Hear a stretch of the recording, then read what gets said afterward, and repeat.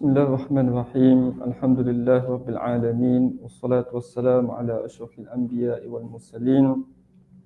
Sayyidina Muhammad wa ala alihi wa sahbihi ajma'in. Nawaitu ta'alluma wa ta'lim wa tadhakkura wa tadhkir wa naf'a wal intifa' wal ifadata wal istifadah wal hatha ala tamassuki bi kitabillahi wa sunnati rasulih sallallahu alaihi wasallam. والدعاء للهدى والدلالة على الخير ابتغاء وجهه وموضاته وثوابه وجناته سبحانه وتعالى ثم أما بعد. Assalamualaikum warahmatullahi wabarakatuh. Sidang hadirin, sidang penonton yang dirahmati oleh Allah Subhanahu wa taala sekalian. Alhamdulillah, kita ucapkan syukur kepada Allah Subhanahu wa taala kerana kita dapat menyambung pengajian kita di dalam kitab Nurul Mubin fi Qawaidi Aqaididdin yang dikarang oleh Al-Imam Al-Mufassir Al-Usuli Al-Faqih Ibnu Juzai Al-Qarnati rahimahullahu ta'ala wa nafa'ana Allahu bi ulumihi wa bi ulumi masyayikhina fid darain amin. Dan alhamdulillah kita pada kelas-kelas yang lepas kita dah menghabiskan 2 fasal. Dan mulai pada hari ini 2 Jun 2022 kita akan masuk kepada fasa yang ketiga. Fasa yang ketiga iaitu fi isbati sifatillah ta'ala. Fasal yang membincangkan tentang pada menyabitkan ataupun pada membuktikan sifat-sifat Allah Subhanahu wa taala. Jadi sebelum ni kita sudah membahaskan tentang bagaimana kita nak menyabitkan kewujudan Allah Subhanahu wa taala. Kita datangkan dalil-dalil untuk menunjukkan bahawa yang pertama sekali bahawa Allah Subhanahu wa taala itu wujud. Itu yang pertama. Kemudian pada fasa yang kedua kita membincangkan tentang golongan-golongan yang mana terkeluar ataupun terpesong daripada akidah Islam yang mana tidak mempercayai tentang kewujudan Allah Subhanahu Wa Taala yang pertama dan juga mempercayai ataupun berpegang dengan pegangan yang salah seperti mana golongan Nasrani, golongan-golongan penyembah berhala, golongan-golongan Majusi dan juga sebagainya yang telah kita bincangkan pada fasal yang kedua. Jadi itu adalah fasal pertama dan juga fasal yang kedua. Kita bincangkan tentang kewujudan Allah, kita sabitkan tentang bahawa Allah Subhanahu Wa Taala bersifat dengan sifat wujud dan Allah Subhanahu Wa Taala itu adalah Tuhan yang selayaknya dan juga Tuhan yang satu-satunya Tuhan yang wujud yang berhak disembah oleh yang perlu disembah oleh makhluk seluruhnya. Jadi selepas mana kita bincangkan tentang perkara tersebut, kita masuk kepada fasal yang ketiga iaitu untuk menyabitkan tentang sifat-sifat Allah Subhanahu Wa Taala. Jadi untuk kita dalam pelajaran ilmu tauhid ini, antara tujuan utama kita mempelajari ilmu tauhid adalah untuk kita mengenal Allah Subhanahu Wa Taala, iaitu disebut sebagai ma'rifatullah. Kita nak kenal Allah Subhanahu Wa Taala. Tetapi dalam pengenalan kita terhadap Allah Subhanahu Wa Taala itu, kita masih terbatas dengan keupayaan kita sebagai seorang manusia. Sebab itu kita tidak boleh menggambarkan sebenar-benar hakikat zat Allah Subhanahu Wa Taala. Dan dalam kata-kata yang masyhur disebutkan bahawa tafakkaru fi khalqillah wala tafakkaru fillah. Berfikirlah, tengoklah, renungkanlah kepada ciptaan-ciptaan Allah dan jangan kamu fikir tentang bagaimana Allah ataupun bagaimana zat Allah. Kerana perkara itu tidak boleh sampai oleh akal dan juga pemikiran seorang manusia kerana pengetahuan kita ini terbatas. Sebab itu ada satu kata-kata yang menjadi pegangan ataupun menjadi rujukan panduan bagi orang yang mempelajari tauhid, disebutkan bahawa al-ajzu anil idraki idrakun, iaitu apabila sampai kepada al-ajzu, tidak mampu untuk mengetahui, untuk mencapai tahap untuk tahu sebenar-benarnya, itu dah dikira sebagai idrak, itu dikira sebagai tahu. Sebab kita tahu ketaksiran kita tahu kelemahan kita, kita tahu ketidakupayaan kita untuk menggambarkan zat Allah Subhanahu Wa Taala yang maha mulia, maka itu adalah pengenalan kita, iaitu kita mengiktiraf ketidakupayaan diri kita terhadap pengetahuan terhadap zat Allah Subhanahu Wa Taala. Maka kita serah segala perkara itu kepada Allah Subhanahu Wa Taala. Itu yang pertama.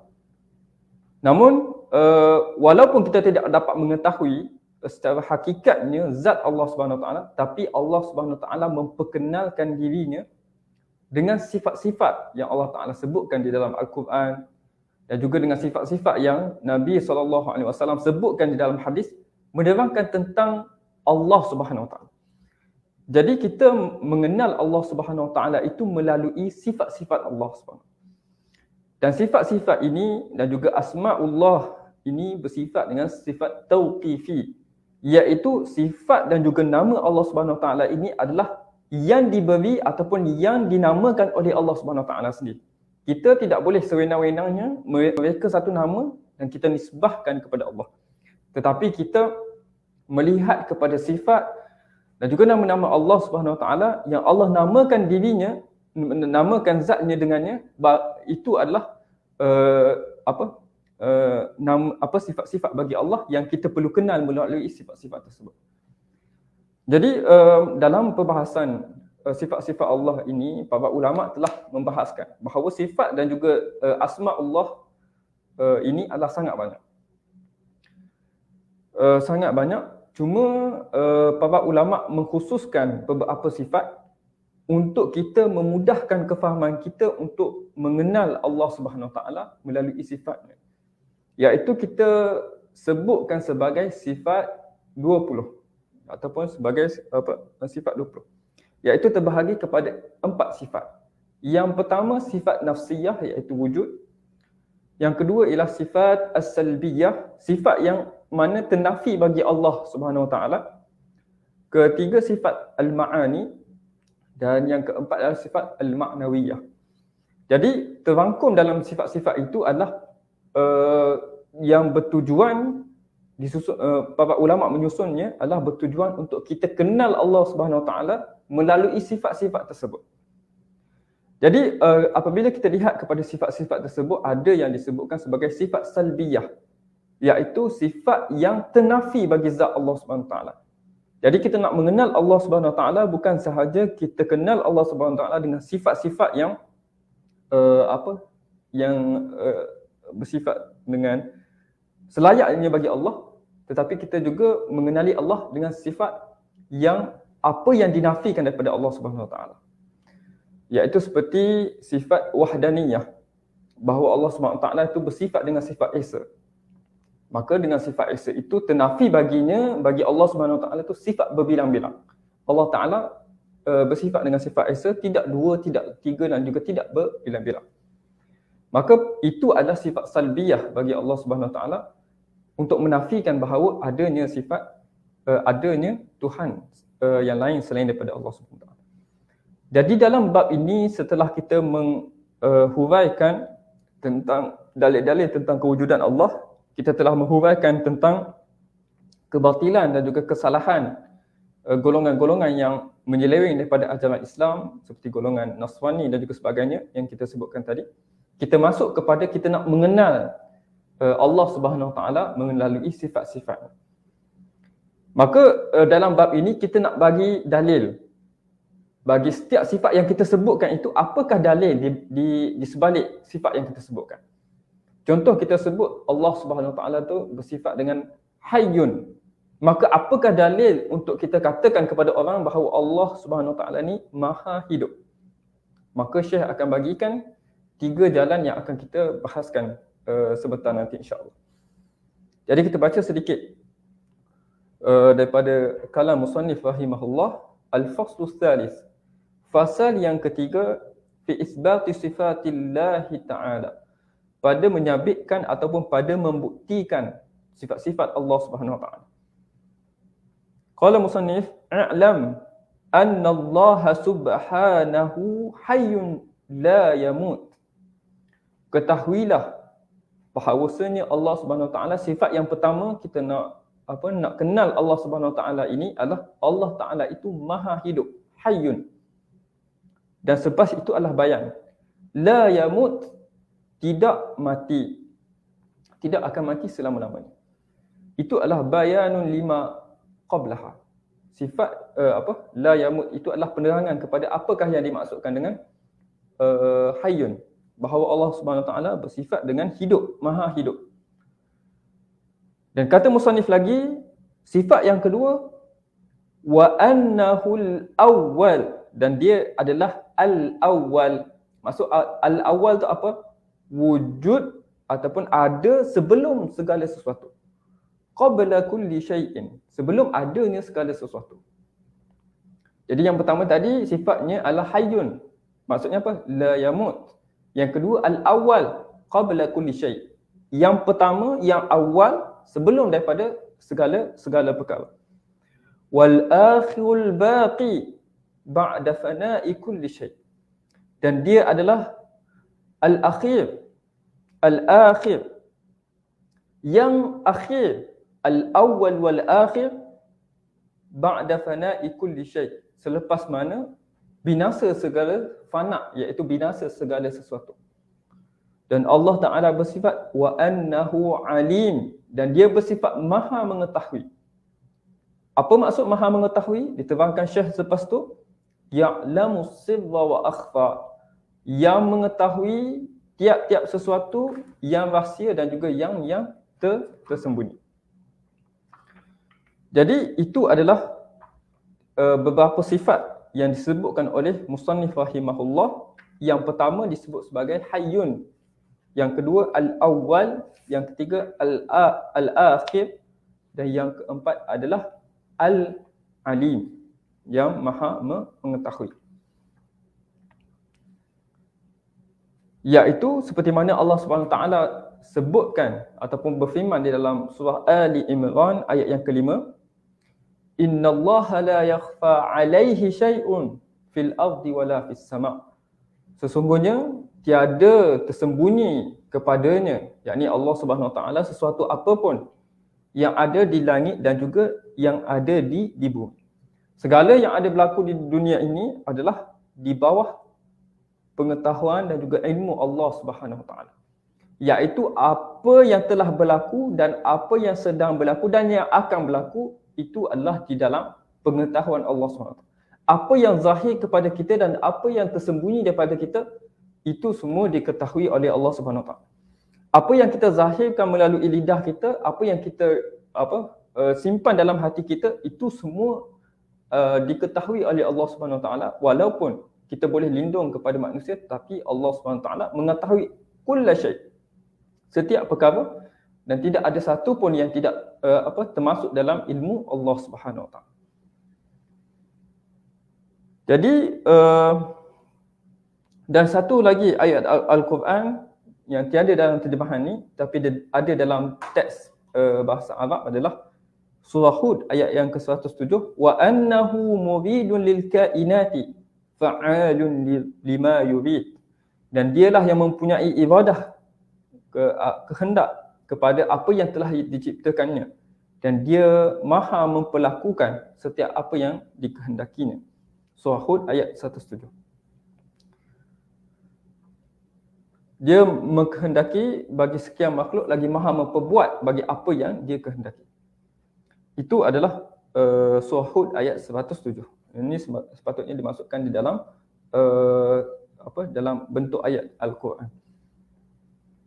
Kemudian musannif rahimahullah menyebutkan lagi, fala yajri fil malakuti syai'un illa biqada'ihi wa qadarihi wa masyiatihi. Tidak berlaku ataupun tidak terjadi sesuatu di alam malakut, iaitu alam yang kita sekarang ni, tidak terjadi sesuatu di alam malakut, iaitu alam ghaib, illa biqada'ihi wa qadarihi wa masyiatihi, melainkan dengan qada'-qadarnya dan juga kehendaknya. Jadi segala apa yang berlaku, sama ada di dunia dan juga di akhirat dan juga di alam kita dan juga di alam ghaib, semua itu adalah dengan kehendak dan juga qadar daripada Allah Subhanahu wa taala. Fama syaa kana wa man lam yasha lam yakun. Apa yang dia kehendaki akan terjadi. Dan apa yang dia tidak kehendaki, tidak dikehendakinya, maka tidak terjadi. Jadi setiap segala sesuatu itu adalah dilakukan ataupun dengan berlaku kerana kehendak Allah Subhanahu wa taala. Dan ini adalah i'tiqad Ahlu Sunnati wal Jamaah mengatakan bahawa Allah Taala lah yang ciptakan semua perkara. Dan makhluk ini tidak ada campur tangan ataupun tidak ada urusan dalam melakukan apa jua sekalipun perbuatan. Berbeza dengan pandangan yang disebutkan oleh Mu'tazilah yang mengatakan bahawa segala yang baik itu adalah dilakukan oleh Allah Subhanahu Wa Taala. Segala kebaikan, keimanan, solat, ibadat, semua itu adalah kehendak daripada Allah Subhanahu Wa Taala. Adapun maksiat, perbuatan dosa itu adalah dilakukan oleh hamba ataupun dilakukan oleh manusia itu sendiri. Jadi sebab itu hamba itu diberikan dosa atas perbuatannya melakukan maksiat dan juga diazab di akhirat kelak jika sekiranya timbangan dosanya itu lebih berat daripada timbangan kebaikan.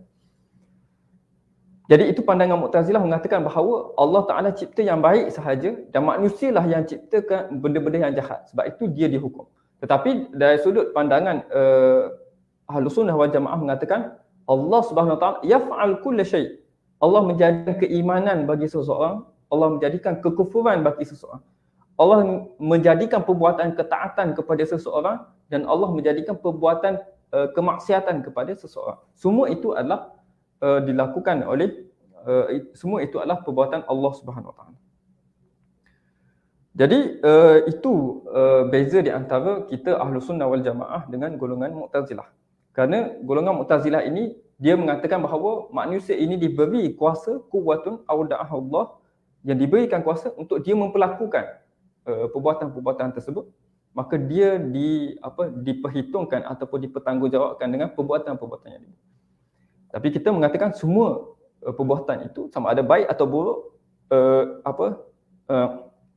kebaikan atau keburukan, ketaatan atau kemaksiatan, keimanan ataupun kekufuran, itu semua kembali kepada Allah Subhanahu Wa Taala.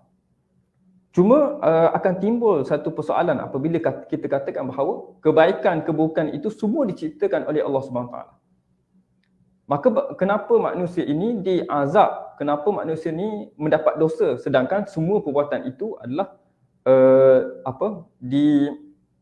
diperbuat ataupun dilakukan daripada Allah Subhanahu Wa Taala. Maka dalam hal ini kita sebutkan bahawa dari sudut ini kita lihat bahawa manusia ini dia perbuatan manusia itu adalah diciptakan oleh Allah Subhanahu Wa Taala. Dan Allah Subhanahu Wa Taala mengkehendaki untuk perbuatan itu berlaku. Contoh seseorang itu melakukan kemaksiatan, mencuri dan juga sebagainya, melakukan kerosakan dan juga sebagainya, itu adalah perbuatan yang diizinkan oleh Allah Subhanahu Wa Taala untuk dia lakukan. Tetapi kata Imam Al-Bajuri di dalam kitabnya Syarah Jawharatul Tauhid bahawa Allah Subhanahu Wa Taala memberi izin ataupun mengkehendaki berlakunya suatu perbuatan itu, perbuatan buruk itu tidak melazimi bahawa dia, yakni Allah Subhanahu Wa Taala redha ke atas perbuatan itu. Kerana kehendak dan juga izin daripada Allah Subhanahu Wa Taala itu bukanlah menunjukkan kepada keredaan Allah Subhanahu Wa Taala. Jadi Allah Taala berkehendak untuk berlaku perkara keburukan, berlaku perkara kemaksiatan, tetapi Allah Subhanahu Wa Taala tidak redha terhadap perbuatan tersebut. Maka disebabkan tersebut ada satu isu yang timbul lebih setahun ataupun 2 tahun lepas tentang seorang tu berkata, aku bermaksiat ni dengan izin Allah. Allah yang izinkan aku melakukan maksiat. Ya betul, kita kata dari satu sudut kita tengok bahawa setiap perbuatan itu betul kita nisbahkan ke dilakukan oleh Allah Subhanahu Wa Taala, tetapi keizinan itu tidak melazimi bahawa Allah Taala redha terhadap perbuatan tersebut. Jadi perbuatan kemaksiatan ini Allah Taala izinkan untuk berlaku, tetapi Allah tidak redha terhadap perbuatan tersebut. Maka seorang manusia, dia apabila melakukan maksiat, dia dari sudut pandangan dia sebagai seorang manusia, dia boleh untuk pilih sama ada nak buat ataupun tak buat. Nak buat kebaikan ataupun nak buat kejahatan. Maka dia ada pilihan. Maka apabila dia telah memilih untuk melakukan kejahatan, maka dia itu dipertanggungjawabkan di atas pilihannya. Sedang dari sudut pandangan dia sebagai seorang manusia. Tetapi Allah Subhanahu Wa Taala sudah mengetahui bahawa dia akan melakukan perkara tersebut. Dan dari sudut pandangan bagi seorang manusia itu, maka dia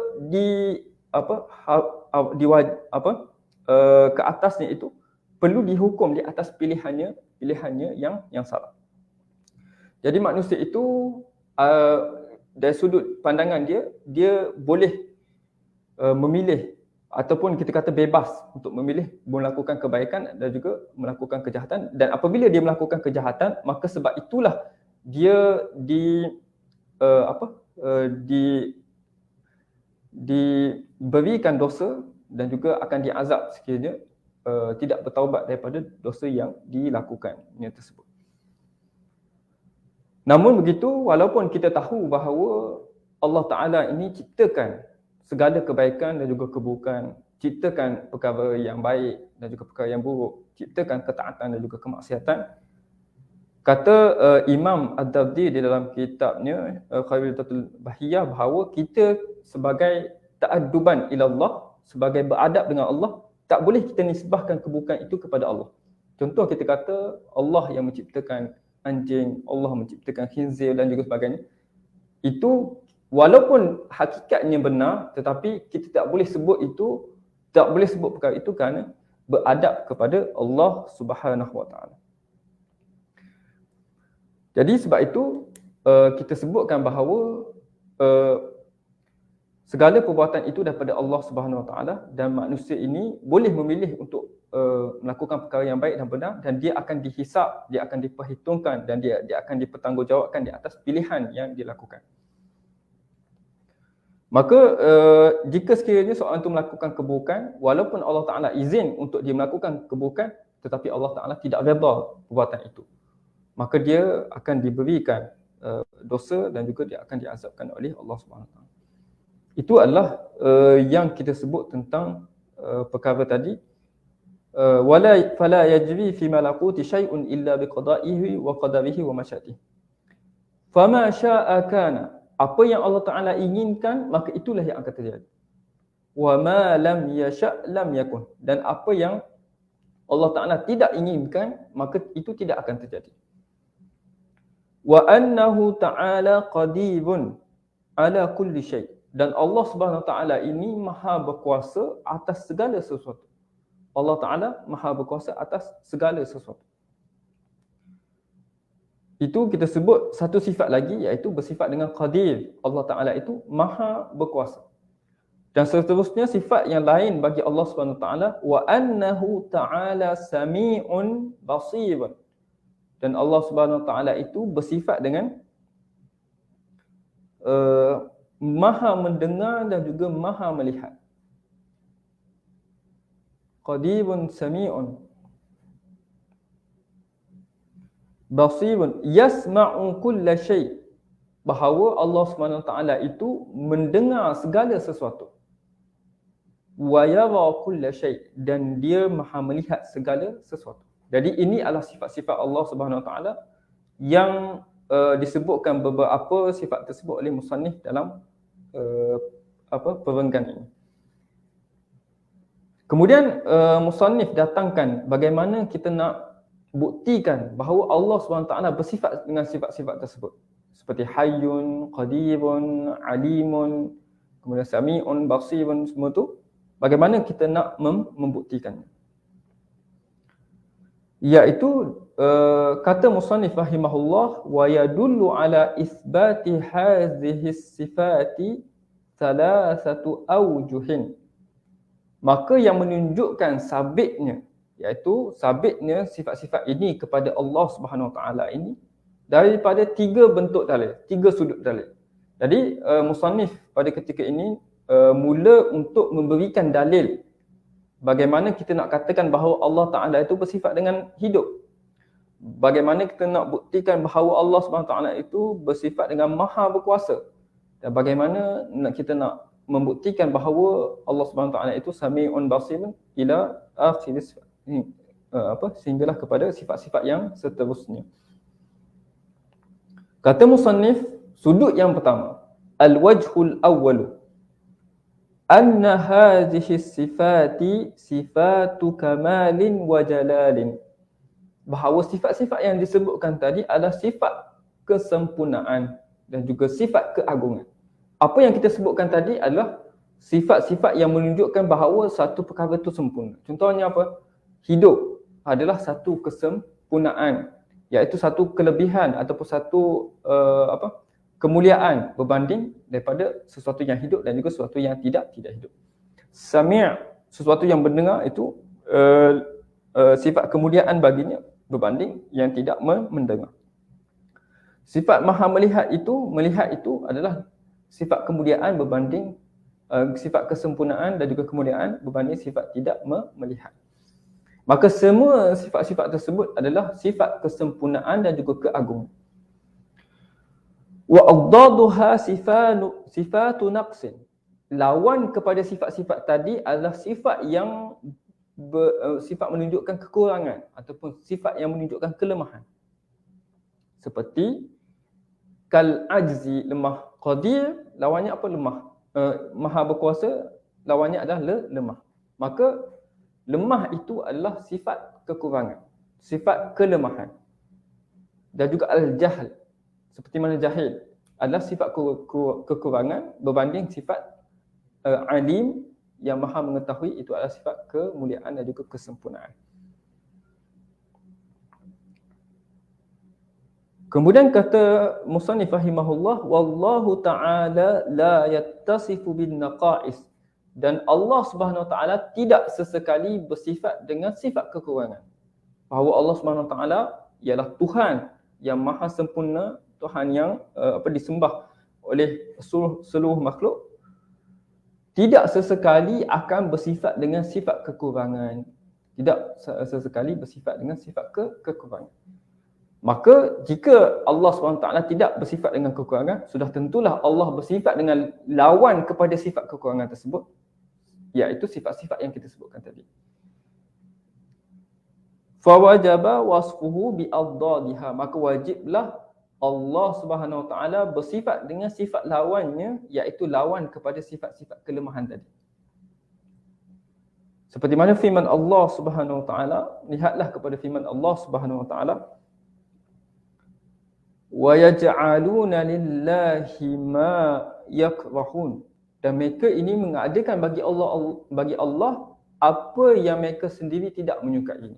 Ini adalah dakwaan daripada golongan-golongan Yahudi, mengatakan bahawa Allah Subhanahu Wa Taala ini mempunyai anak dan juga anak-anak perempuan, sedangkan mereka sendiri ini tidak suka kepada benda tersebut, tapi mereka sifatkan Allah Subhanahu Wa Taala dengan sifat tersebut. Maka Allah Taala mencela mereka, wa yaj'aluna lillahi ma yakrahun. Mereka berikan sifat-sifat yang mereka tidak suka tu, mereka nisbahkan kepada Allah Subhanahu Wa Taala. Maka betapa jeleknya perbuatan tersebut. Maka Allah Taala sebut dalam surah An-Nahl ayat yang ke-62, wa annahum mufarritun, dan mereka ini wa annahum mufratun, dan mereka ini golongan-golongan yang melampaui batas. Kemudian kata Syekh rahimahullah, fa kullu sifati naqsin yakrahu al 'abdu li nafsihi fallahu ta'ala munazzahun anha. Dan setiap sifat yang mana dibenci oleh seorang hamba, kita benci dengan sifat tersebut, maka sudah tentu Allah Ta'ala yang bersifat dengan maha mulia, maha agung, tidak bersifat dengan sifat tersebut. wa mawsufun, bahkan Allah Subhanahu Wa Taala ini bersifat dengan bi'ala sifat, dengan sifat-sifat yang tinggi dan juga sifat-sifat yang mulia. Jadi itu yang pertama, kita menyebutkan bahawa Allah Subhanahu Wa Taala ini yattasifu bil kamali wal jamal, bersifat dengan sifat kesempurnaan dan juga keagungan. Dan munazzahun min kulli sifati naqsin, bersuci daripada sifat-sifat yang bersifat dengan kekurangan. Maka boleh kita nisbahkan perkara tersebut kepada Allah. Sami'un, basirun, qadirun, alimun, hayyun dan sebagainya, itu kepada Allah Subhanahu Wa Taala. Maka boleh ini sebagai dalil untuk kita mengatakan bahawa sifat-sifat tersebut adalah sifat bagi Allah Subhanahu Wa Taala.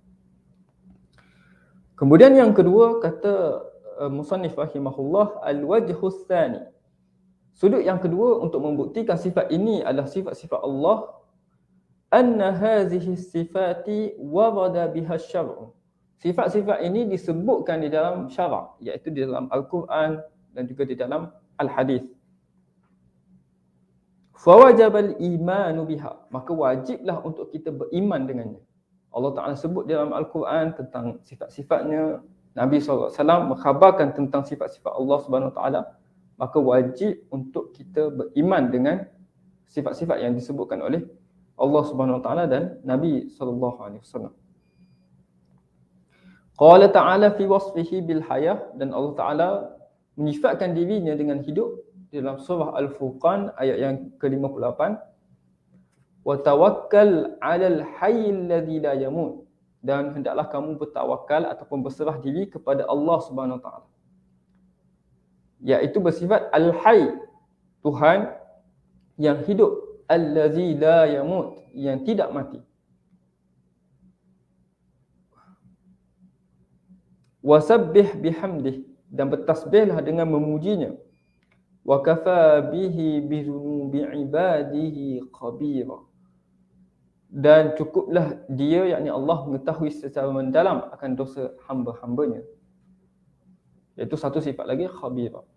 Jadi dekat sini Allah Ta'ala sifatkan dirinya dengan sifat hayyun, bersifat dengan sifat hayyun, iaitu Allah Maha hidup. Dan sifat hayyun ini apabila kita sebutkan tentang Allah Subhanahu Wa Taala, walaupun kita mempunyai persamaan dari sudut sifat ini, dari sudut mafhum secara lughawinya ataupun mafhum secara bahasanya, seperti mana hidup, berkata-kata, mendengar, tetapi hendaklah kita tahu kembali kepada satu asas ayat yang disebutkan oleh Allah Subhanahu Wa Taala, laisa kamitslihi syai'un, dia tidak menyerupai kepada sesuatu apapun. Jadi kehidupan kita hidup, walaupun kita kata Allah hidup, kita hidup, tapi sifat hidup Allah Subhanahu Wa Taala itu berbeza dengan sifat hidup kita. Begitu juga dengan sifat-sifat yang lain, kita tak boleh samakan sifat tersebut dengan sifat manusia. Jadi Allah Ta'ala bersifat dengan sifat hidup yang pertama. Dan Allah Subhanahu Wa Taala ini menyatakan tentang sifat ilmu, dia juga bersifat dengan sifat ilmu, iaitu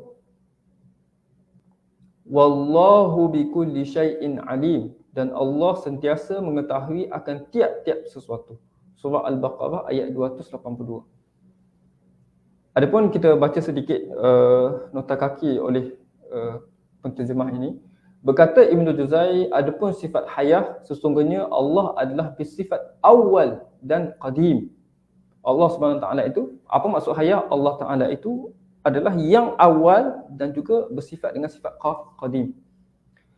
Allah Subhanahu Wa Taala telah ada sejak dari azali sebelum wujudnya masa, dan tiada yang bersama dengannya.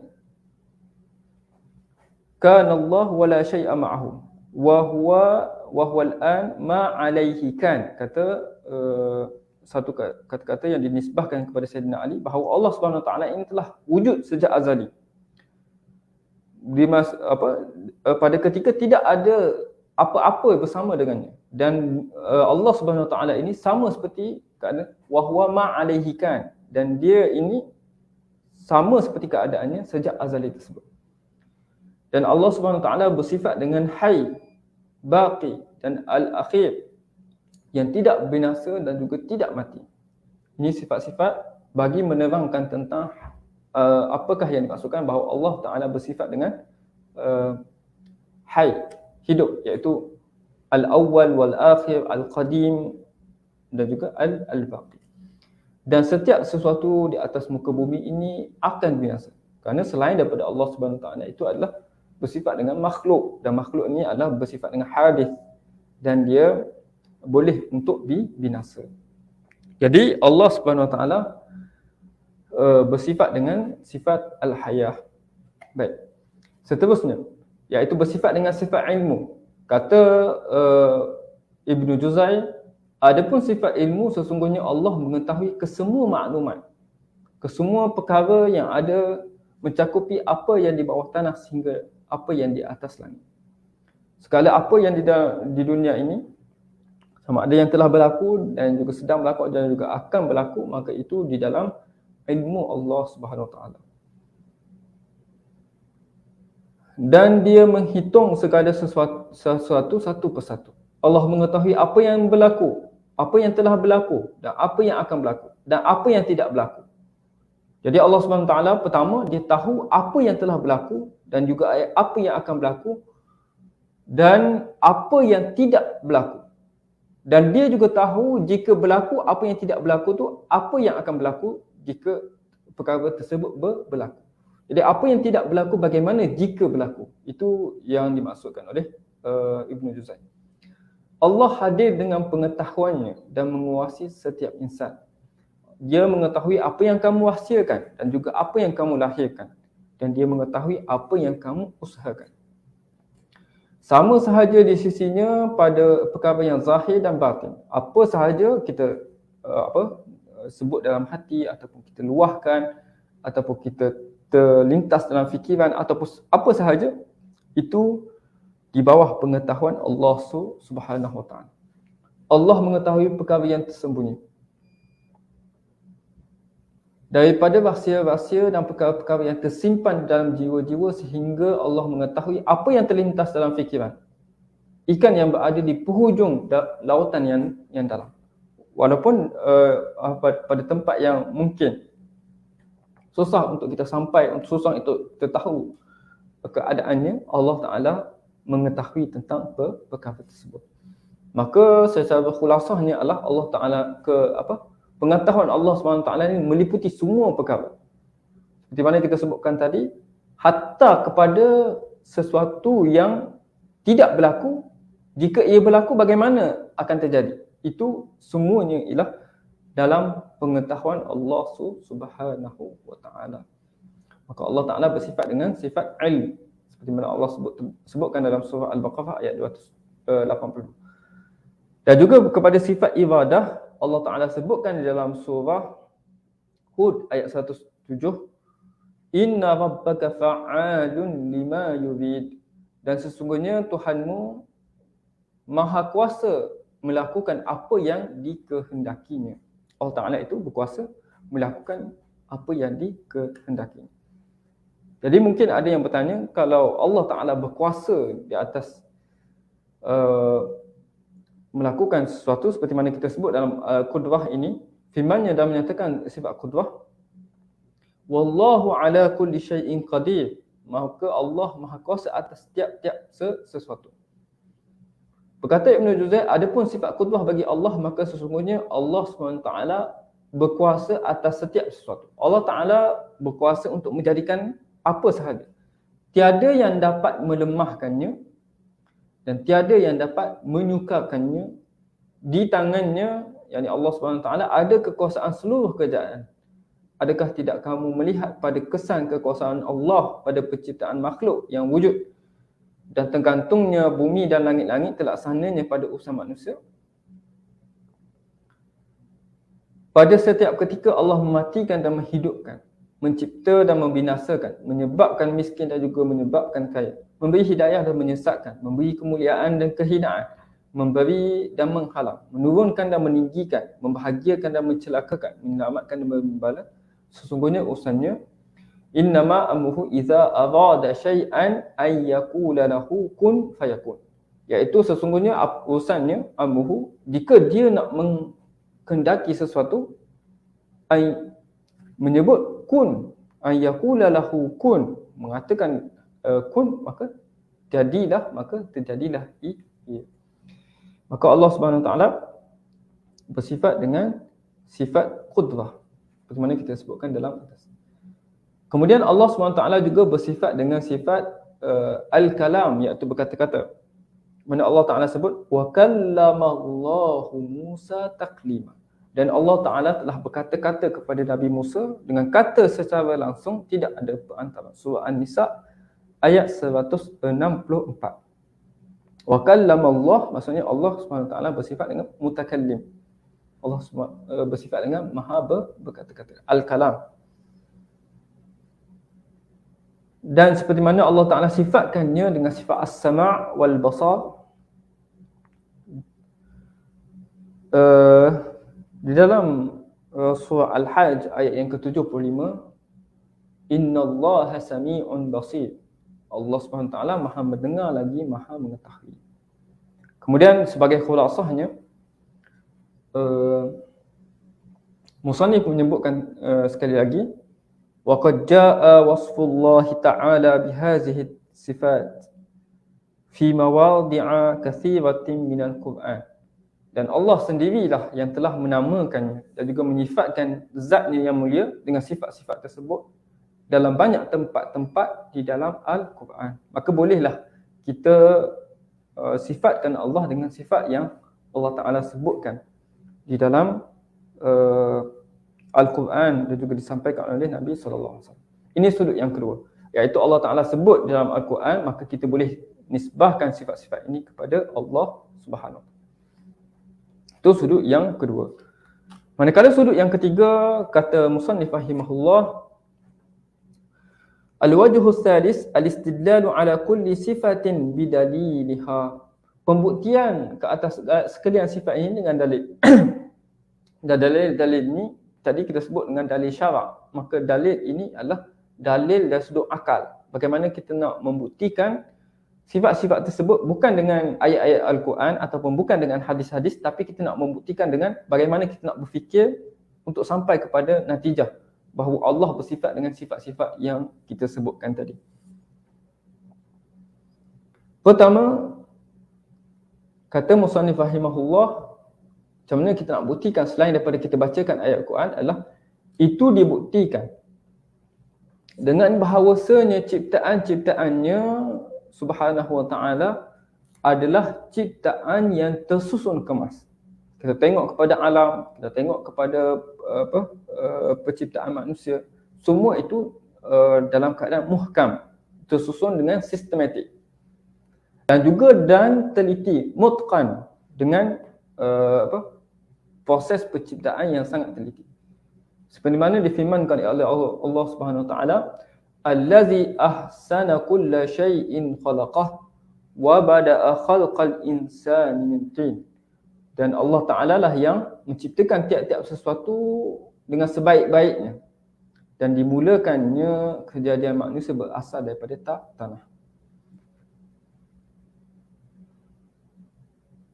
Kita bacakan sedikit tentang nota kaki untuk sifat sama' dan juga basar ini. Berkata Ibn Juzay, adapun sifat sama' dan juga basar, sesungguhnya Allah Ta'ala maha mendengar dan maha melihat. Tidak luput sesuatu yang didengari pun daripada pendengaran. Segala benda sama ada boleh didengar ataupun tak boleh didengar. Contohnya apa? Tasbih daripada batu-batu, kayu-kayu, daripada burung-burung, binatang-binatang, benda-benda jamadat dan juga haiwan. Semua itu didengar oleh Allah Subhanahu Wa Taala walaupun kita tak dengar. Jadi tidak ada sesuatu pun yang tersembunyi daripada pendengaran Allah. Walaupun tersembunyi. Dan tidak gaib sesuatu yang dilihat dari pandangannya. Walaupun sangat halus. Walaupun benda tu benda yang halus yang kita nak lihat pun tak dapat dengan teknologi. Tapi Allah Ta'ala boleh nampak. Dia mengetahui yang rahsia dan yang lebih tersembunyi. Hingga ketukan tapak kaki semut hitam yang halus. Okey, maksudnya adalah ketukan tu maksudnya bunyi tapak kalau semut hitam tu menapak boleh didengari oleh Allah SWT di dalam batu yang keras pada waktu malam yang gelita. Itu pun dapat dengar oleh Allah Subhanahu Wa Taala dan dapat diketahui oleh Allah SWT. Sesungguhnya bagi Allah tidak ada satu pun yang tersembunyi di bumi dan tidak pula di langit. Alangkah indahnya disudahi ayat tadi dengan bukti ayat selepasnya. Dialah yang membentuk kamu. Huwallazi yusawwirukum fil arhami kaifa yasha. Dan dialah membentuk kamu dalam rahim sebagaimana dia yang dikehendakinya. Jadi itu adalah samad dan juga basar. Jadi kita kembali kepada pembuktian tadi, bahawa Allah Subhanahu Taala ini yang menciptakan tiap-tiap sesuatu dengan sebaik-baiknya dan dimulakannya kejadian manusia itu berasal daripada tanah. Surah As-Sajdah ayat yang ke-7. Maka perbuatannya pada sekalian makhluk dan urus tadbirnya bagi malakut dan pemeliharaannya bagi langit dan bumi menunjukkan kepada hidupnya Allah SWT. Pada sifat hidup. Kalau kita nak terjemah, kita sebut sifat maha hidup bagi Allah SWT. Jadi Allah SWT, kita tengok kepada alam ini, tengok kepada susunan alam ini, ditadbir urus dengan sangat ajaib, dengan teratur dan juga sebagainya, menunjukkan bahawa Allah SWT ni hidup untuk menguruskan segala apa yang ada di bumi ini. Firman Allah SWT, Allahu la ilaha illahu, Allahu la ilaha illa huwal hayyul qayyum. Dan Allah tiada Tuhan yang berhak disembah melainkan Dia yang tetap hidup, yang kekal selama-lamanya, mentadbir. Al-Qayyum. Makna Al-Qayyum adalah yang bertanggungjawab di atas segala sesuatu dari segi kekuasaan dan ilmu yang menyebut. Al-Qa'im ala kulli syai' qudratan wa ihatatan. Yang bertanggungjawab dari sudut kekuasaannya dan juga dari sudut ilmunya yang secara menyeluruh. Jadi itu menunjukkan kepada Allah Ta'ala bersifat dengan sifat Hayyun, bersifat dengan maha hidup. Kemudian sifat yang seterusnya, penciptaannya juga, penciptaan langit, penciptaan bumi, penciptaan manusia juga menunjukkan ke atas kudratnya bahawa Allah Ta'ala itu maha berkuasa. Firman Allah SWT untuk memberi peringatan ke atas perkara tersebut, wa huwallazi khalaqa minal ma'i bashara. Dan dialah Tuhan yang menciptakan manusia daripada air. Faja'alahu nasaban wa sihra. Dan dia menjadikan daripada manusia itu nasab keturunan dan juga pertalian keluarga. Wa kana rabbuka qadira. Dan sememangnya bahawa Tuhanmu maha berkuasa menciptakan apa jua yang dikehendakinya. Baik. Berkata Imam Ibn Juzay, Al-Qayyum adalah nama Allah Ta'ala. Wazannya dalam ilmu saraf disebut wazannya adalah fai'un. Qayyum wazannya adalah fai'un. Dan ia adalah salah satu sirah mubalaghah. Sirah mubalaghah iaitu yang menunjukkan bersangatan, yang menunjukkan bahawa sifat itu adalah sifat yang berlebih-lebihan. Sama ada membawa makna yang positif ataupun membawa makna yang negatif. Jadi sirah mubalaghah maksudnya yang bersangatan di atas sifat tersebut. Jadi qayyum adalah yang sangat bersangatan dalam menguruskan sesuatu. Maha mampu, maha kuat dalam menguruskan sesuatu. Maknanya mentadbir makhluk-makhluk di dunia dan juga di akhirat. Allah Ta'ala menjaga sesuatu, menjaga setiap diri terhadap apa yang dilakukan. Jadi ini adalah kudrat Allah Subhanahu Wa Ta'ala. Lahu mulku samawati wal ard yuhyi wa yumit wa huwa ala kulli syai'in qadir. Dia sajalah yang menguasai dan memiliki langit dan bumi dan menghidupkannya dan mematikannya, dan dia maha kuasa atas tiap-tiap sesuatu. Itu menunjukkan tentang kudrat Allah Subhanahu Wa Ta'ala. Kemudian ketelitiannya, itqan, ataupun disebut sini wadalla itqanuhu ala ilmihi wa basarih. Dan ketelitiannya dalam menciptakan satu ciptaannya menunjukkan kepada ilmunya dan juga sifat melihatnya. Ilmihi wa basarih. Seperti mana dalam firman Allah Subhanahu Wa Taala, ala ya'lamu man khalaqa wa huwal latiful khabir. Tidakkah Allah yang menciptakan segala yang makhluk ini itu bersifat dengan maha mengetahui, sedang ia maha halus urusan pentadbirannya dan lagi maha mendalam pengetahuannya. Pengkhususannya ataupun disebut sebagai wadalla takhsisuhu laha bi ashkaliha wa azmaniha ala ibadati. Pengkhususan setiap sesuatu makhluk dengan bentuk-bentuk tertentu, contohnya ialah haiwan dengan bentuk haiwannya, manusia dengan bentuk manusia, planet dengan bentuk planetnya, dan juga masa-masa yang masa dijadikan, bilakah dia dijadikan, menunjukkan kepada Allah Ta'ala itu berkehendak. Allah Ta'ala ingin jadikan haiwan dalam bentuk sekian, menjadikan lembu dalam bentuk sekian, menjadikan buaya dalam bentuk sekian. Jadi penciptaan tersebut menunjukkan bahawa Allah SWT bersifat dengan iradah, mempunyai kehendak. Seperti mana firman Allah Subhanahu Wa Taala, lillahi mulkus samawati wal ard yakhluqu ma yasha yahabu liman yasha'u inatha wa yahabu liman yasha'u dhukur. Iaitu bagi Allah jualah hak milik segala yang ada di langit dan yang di bumi. Dia menciptakan apa yang dikehendakinya. Dia mengurniakan anak-anak perempuan kepada siapa yang dikehendakinya dan mengurniakan anak-anak lelaki kepada sesiapa yang dikehendaki. Wa rabbuka yakhluqu ma yasha'u wa yakhtar.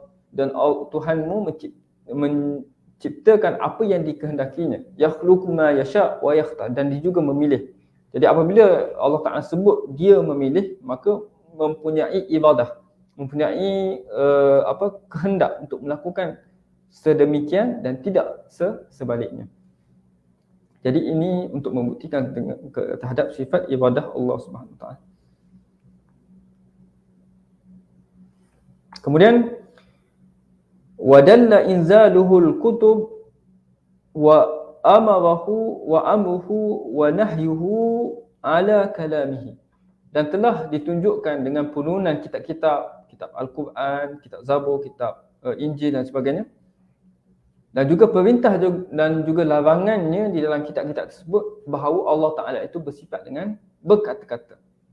Firman Allah Subhanahu Wa Taala, wa in ahadun minal musyrikin istajaraka fa'ajirhu hatta yasma'a kalam Allah. Jika seorang musyrik datang kepada kamu untuk meminta perlindungan, maka berilah perlindungan kepadanya sehingga dia sempat untuk mendengar kalam Allah. Jadi hatta yasma'a kalam Allah menunjukkan bahawa Allah bersifat dengan berkata-kata. Summa ablighu ma'manah, dan hantarlah kepada tempat-tempat yang diboleh aman. Zalika bi annahum qaumun la ya'lamun, kerana mereka itu golongan-golongan yang tidak mengetahui. Dan juga mustajabnya doa, kita berdoa kepada Allah, Allah mustajabkan doa kita, menunjukkan bahawa Allah Ta'ala bersifat dengan maha mendengar. Firman Allah Subhanahu Wa Taala, amma yujibul muqtadha idza da'ah wa yakshifu su'a wa yaj'alukum khulafa al-ard. Atau siapakah yang memperkenankan doa? Orang yang dalam kesempitan, muqtar, orang yang dalam keadaan terdesak. Apabila dia berdoa kepada Allah dan juga menghapuskan wa yakshifu su'a, dan menjadikan kamu khulafa fil ard, khulafa al-ard, yang mendiami dan juga menguasai bumi. Baik, itu adalah bagi sifat yang kita sebutkan sebagai sifat mendengar bagi Allah. Allah Ta'ala memustajabkan doa orang yang meminta dan juga berdoa kepadanya, maka itu menunjukkan bahawa Allah SWT bersifat dengan maha mendengar.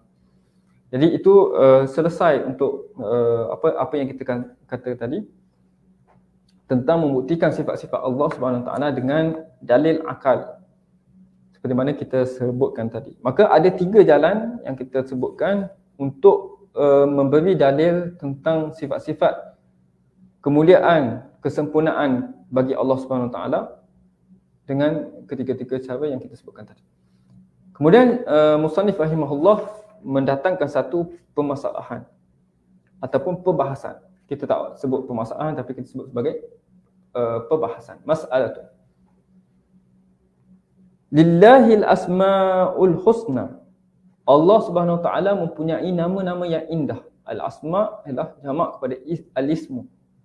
Jadi nama-nama al-husna yang cantik dan juga yang indah. Was-sifatul ula, dan juga sifat-sifat yang maha tinggi. Allati wasafa biha nafsah, yang mana sifat-sifat itu Allah Ta'ala sendiri yang sifatkan zatnya ataupun dirinya. Wa wasafahu biha Rasulullah sallallahu alaihi wasallam, dan juga disifatkan oleh para rasulnya. Seperti mana Allah SWT menyebut walillahil asmaul husna fad'uhu biha, iaitu bagi Allah mempunyai nama-nama yang baik dan serulah Allah, berdoalah fad'uhu biha. Jadi dalam ayat ini, kita apabila kita nak berdoa kepada Allah Subhanahu Wa Taala, mestilah kita melihat kepada keadaan dan juga situasi dan apa yang nak kita doakan tersebut. Jika sekiranya kita nak memohon keampunan, kita nak memohon kerahmatan, kita sebut nama-nama Allah Subhanahu Wa Taala yang bersifat dengan sifat rahmah, pengampun, ya Rahman, ya Rahim, ya Ghaffar, sebagainya. Kalau kita nak meminta untuk Allah Taala memberi pertolongan kepada kita, memberi kemenangan ke atas orang kafir, kita guna nama-nama Allah SWT. Ya Jabbar, ya Muntaqim. Itu sesuai dengan apa yang kita nak doakan. Jadi fad'uhu biha itu, berdoalah dengannya apa yang sesuai dengan doa yang kita nak minta kepada Allah. Jadi dalam ayat ini juga satu anjuran untuk kita berdoa dengan kita menggunakan asma'ullah al-husna. Iaitu kita sebut nama-nama Allah sebelum kita berdoa. Ya Mujib, Ya Sami' dan juga sebagainya untuk kita meminta kepada Allah SWT. Dan yang terakhir adalah sabda Nabi SAW, Inna lillahi tis'atun wa tis'ina asma'. Sesungguhnya bagi Allah Subhanahu Wa Taala itu ada 99 nama. Ini adalah kita kata dari sudut ummahatus sifat, sifat-sifat yang utama bagi Allah. Sedangkan sifat Allah dan juga nama Allah itu lebih banyak. Tapi Allah Ta'ala sebutkan bahawa Allah mempunyai 99 nama. Man ahsaha dakhalal jannah. Barang siapa yang menghitungnya, maka dia akan masuk syurga. Barang siapa yang menghitungnya, maka dia akan masuk syurga. Para ulama berbahas tentang apakah maksud man ahsaha ini.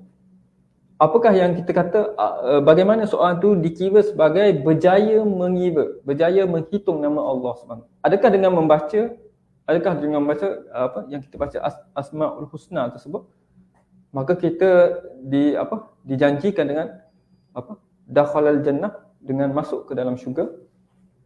Jadi para ulama membahaskan ahsaha ini, iaitu yang man hafizaha jami'aha, sesiapa yang menghafal semuanya, keseluruhan 99 nama Allah SWT. Dan ada para ulama menyebut man ahsana mura'ataha, siapa yang menjaga kemuliaan sifat-sifat tersebut. Menjaga apa yang kita katakan sebagai bersifat dengan sifat Allah Subhanahu Wa Taala, yang disebut sebagai takhallaqu bi akhlaqillah, berakhlak dengan akhlak Allah Subhanahu. Allah Subhanahu Wa Taala bersifat as-sabur, Allah Subhanahu Wa Taala bersifat dengan al-halim, sebagainya. Dia bersifat dengan sebut. Dia meraihkan, dia mempraktikkan sifat-sifat Allah tu dalam dirinya, maka itulah yang dimaksud man ahsaha. Barang siapa yang menghitung, bukan sekadar membaca, bukan sekadar menghafaz, tapi memaknai sifat-sifat Allah SWT itu dalam kehidupannya. Maka barulah kita dapat kepada ganjaran yang disebutkan dalam hadis, man ahsaha dakhalal jannata.